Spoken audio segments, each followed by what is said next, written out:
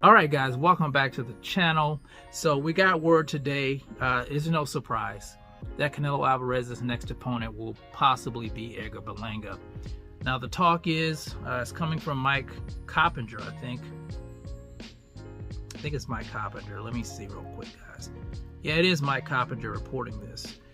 He says that the fight is going to be on Independence Day weekend, September the 14th, Las Vegas, Nevada, at the T-Mobile Arena. And like I said, I'm not surprised by this because the talk was either Edgar Berlanga, Jamal Charlo, or even Chris Eubanks Jr. We heard every name under the sun except for the name we wanted to hear, which was David Benavidez, the monster at 168. For some reason, Canelo Alvarez keeps ducking the smoke with David Benavidez, who keep in mind, has been his mandatory challenger for, 2 years now. And here's the thing. If you're going to duck your mandatory, at least the sanctioning bodies should do what they're supposed to do and strip you of the title. But they're not doing that because Canelo Alvarez, for some reason, gets special privileges. You know, it doesn't work for everybody, but Canelo Alvarez gets special privileges. Now, here's the thing. There's only one way that I'm looking past all this. There's only one way I'm looking past all this. And if he agrees to fight Terence Crawford, that's the only way I'm going to give him a pass on this one.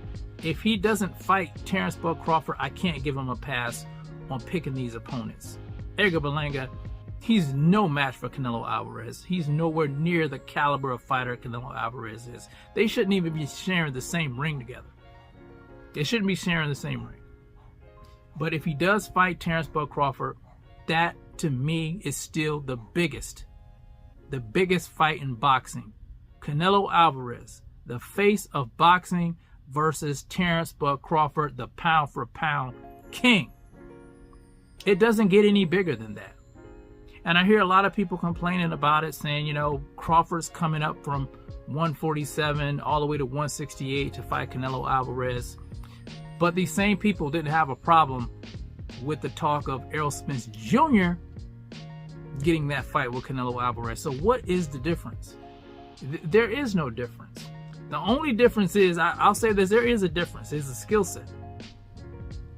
Is the skill set.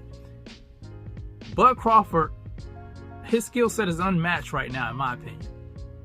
That's why he's the pound for pound king for a reason. The guy is a brilliant fighter. Now, of course, he's going to be jumping up. You know, he's fighting at 154 August the 3rd. He's fighting Madrimov. So he'll be jumping up 2 more weight classes to face Canelo Alvarez. So he's daring to be great.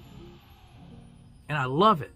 He's daring to be great, and I love it because a lot of these guys out here are picking the most easiest fights that they can fight.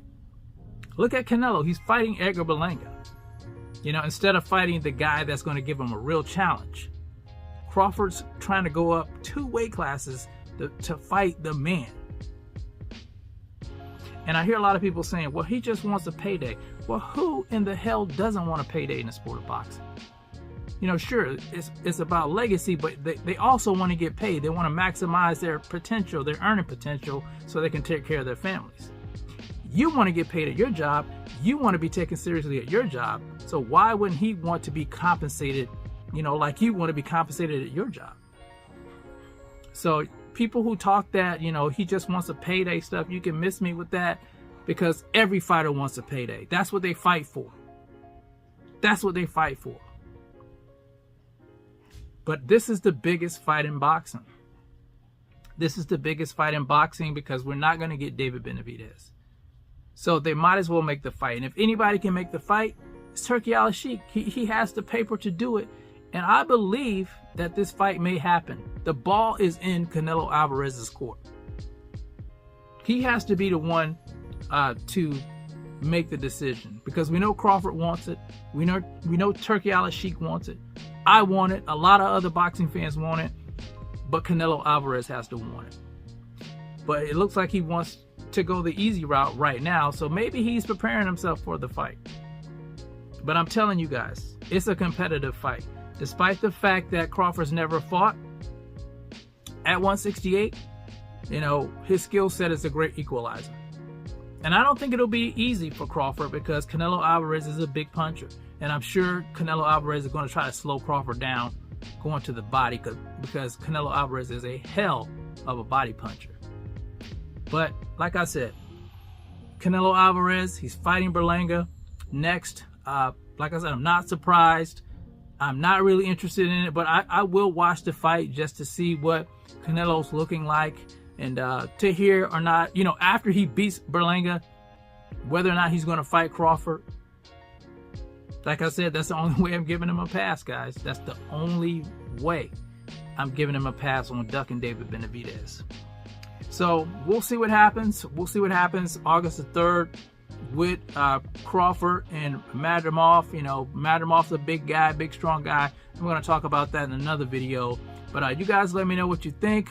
Canelo Alvarez versus Berlanga, September the 14th. Do you want to see Crawford and Canelo get it on if they win their next fights?